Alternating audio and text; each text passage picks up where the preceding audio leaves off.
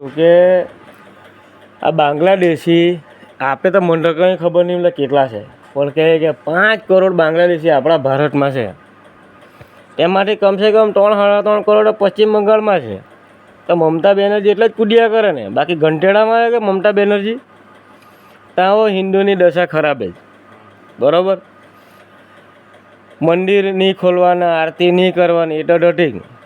Miyani majority એટલે એ તો હવે કૂદવાના જ. તેમાં બધા પેલા બાંગ્લાદેશ એટલે મોટા Aadhaar card, PAN card, ration card બધું બનાવી આપેલું.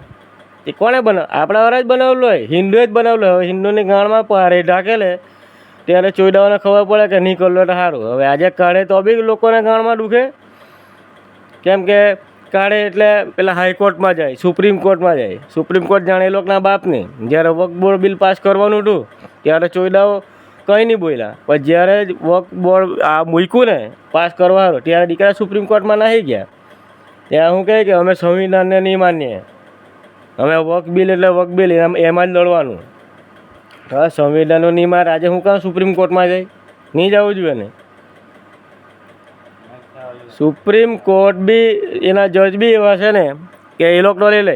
હવે એ વક્ફ બિલ પાસે એક વકીલનો મેં વિડીયો જોયેલો, એણે કેટલી વખત પિટિશન દાખલ કર્યું કે કાગળિયા આપ મને, એમ કાગળ આપે તો અમે કાર્યવાહી કરીએ.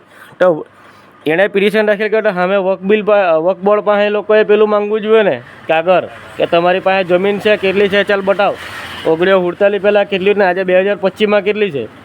કહેવાય કે નહીં કહેવાય? પણ વકીલો તેવા છે ને, જસ્ટિસ બી તેવા છે, સુપ્રીમ કોર્ટ તેવું ને હાઈકોર્ટ બી તેવું જ છે. એટલે હિન્દુની પરિસ્થિતિ ખરાબ જ આવવાની, કેમ કે લોકો નેતા જેવા રહ્યા. એમાં કોંગ્રેસ પાર્ટી તો બધાની પથારી ફેરવીને જવાની, ચોખ્ખી જ વાત.